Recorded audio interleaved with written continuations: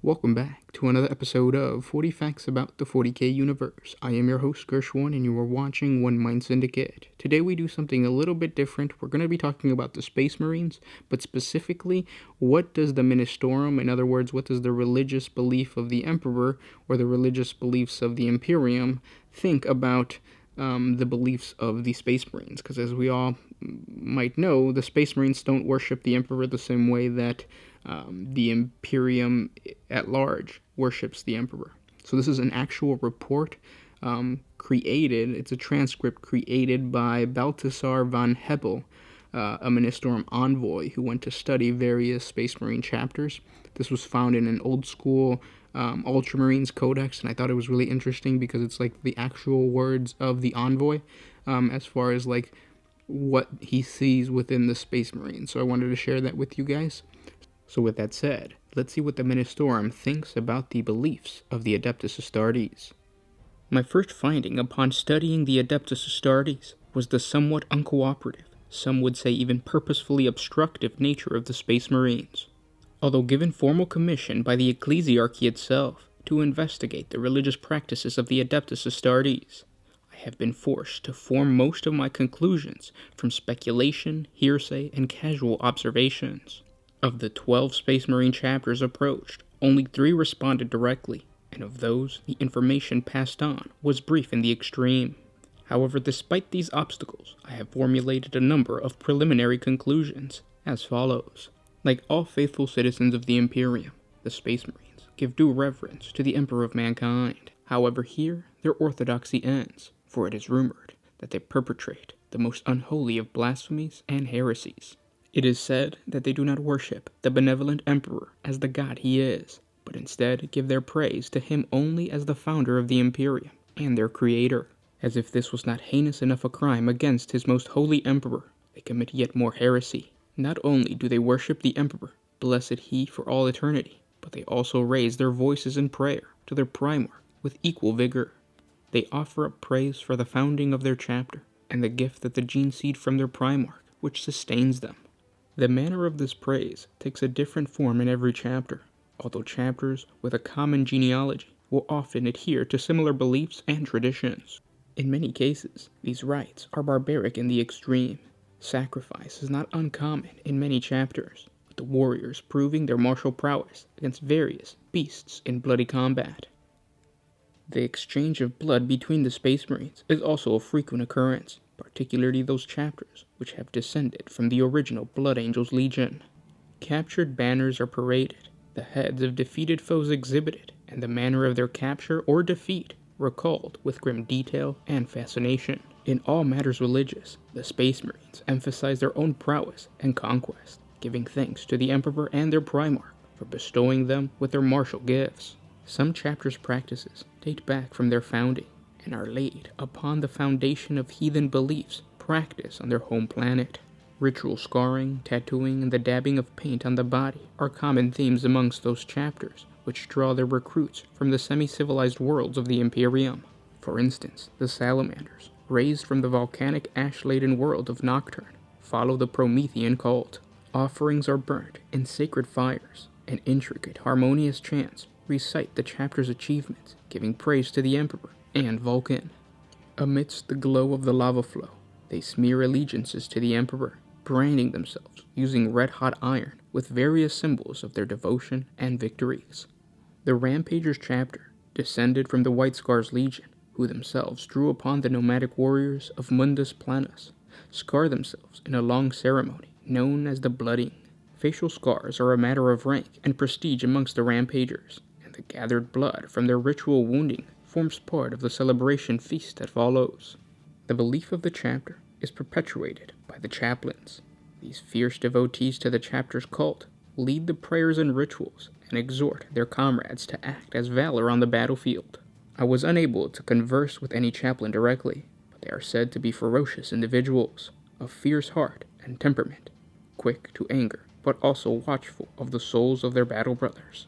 Though the chaplains are given a miraculous rosarius to show the bond between them and the Ministorum, it is my belief that any connection between that of their practices and our own noble establishments is faith, if not non-existent.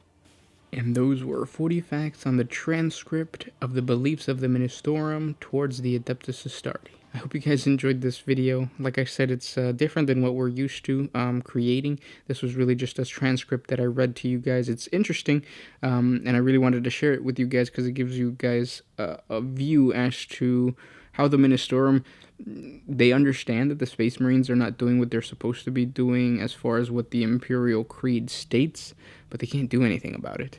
Space Marines are much too strong.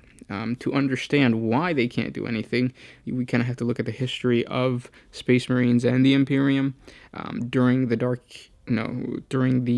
Great Crusade, when the Space Marines and the Emperor were out there kicking ass and just spreading the Imperium. They all developed their own beliefs based off of the imperial truth. The Emperor, of course, was not a religious person. The Emperor believed that religion was bad for humanity, so he pushed science and not believing in like gods and whatnot, which is ironic because he knew about the chaos gods. But as time progressed, certain chapters, or I should say at that time it was certain legions, started believing in different religions that their homeworld instilled in them. So they talked about Vulcan, and a lot of the traitor Primarchs would eventually believe their own things like Lorgar and all that kind of stuff. But it was during this time that they established a Space Marine belief system, and then the Horus Heresy happened. Chaos. After the Horus Heresy, the Imperium actually divided each organization, so Space Marines could not or normally would not mingle with any other Imperial Guard or the Ministorum or the Ecclesiarchy, because they wanted to keep everything separate so that another civil war could not be created. Because the reason that the Civil War was created is that Horus Lupercal, had too much power, basically. He was the war master, and he had too much power, so he was able to gather all the entire, or he had control of the Imperial army. He had control of pretty much everything while the Emperor was working on his secret project, and that's how he was able to put up such a big threat towards the Emperor. He had so much control. So after the Horus Heresy, everything was split, and the Adeptus Astartes continued their own belief system. Meanwhile, the Imperium started going through changes as far as the beliefs. The Book of Lorgar actually spread the idea that the Emperor was a god, and then the Imperium became wrapped up in the belief that the Emperor is a god, and that it became known as the Imperial Creed. And during this time called the Reign of Blood, this belief was solidified by a guy who basically united everything and almost was another Horus, except he wasn't a Space Marine or a Primarch or anything. He was just a dude, and he actually ended up causing more pain for the Imperium. I think it's Goge Vandire, and it wasn't until he was killed by Thor. I forget his first name. That might be his first name. But Thor ended up killing him, created the Inquisition, or strengthened the Inquisition, because the Inquisition was around since back in after the Horus Heresy. But what ended up happening is that a specific ordo of the Inquisition was created to make sure that this never happened.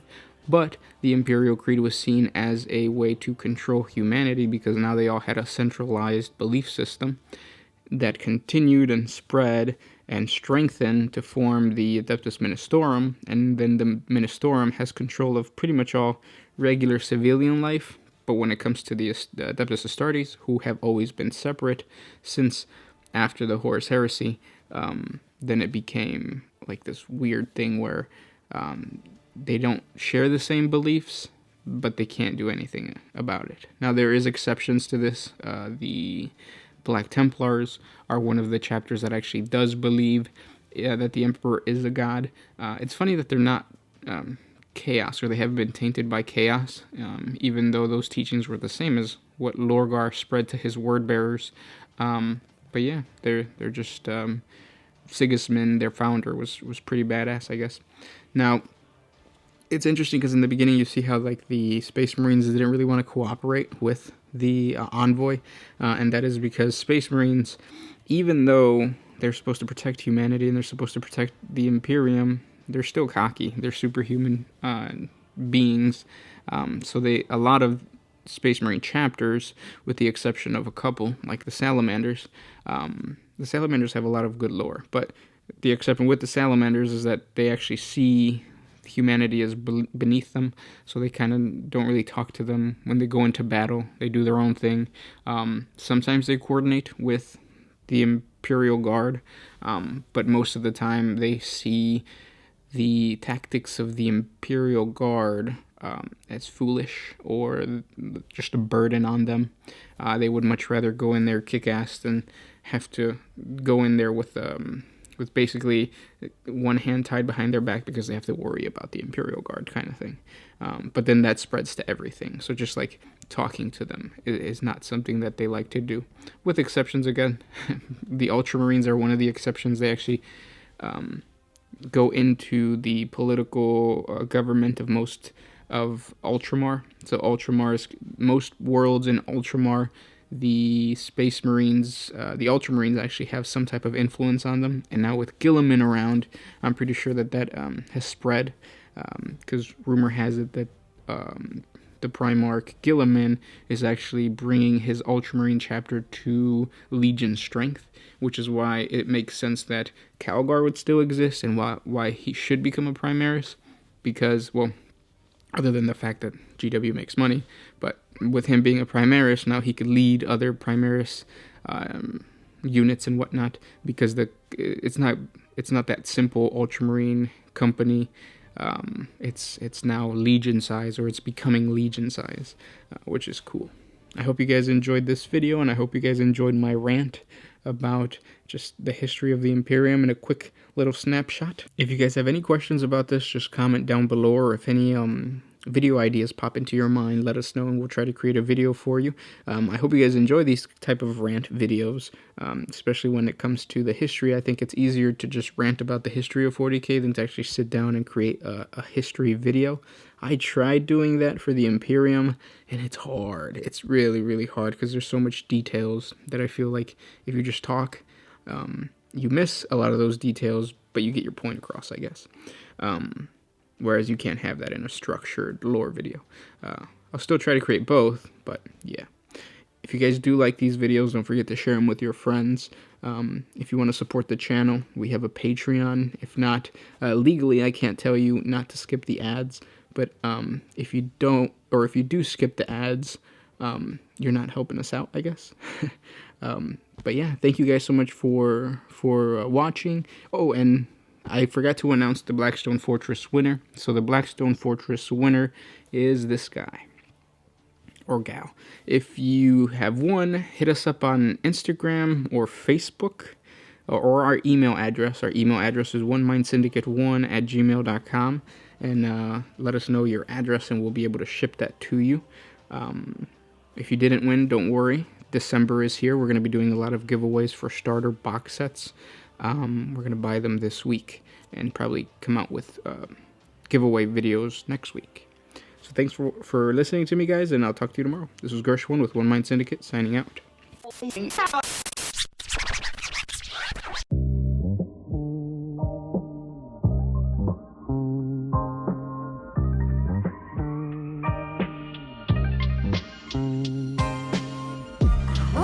used to put my freedom first in any situation.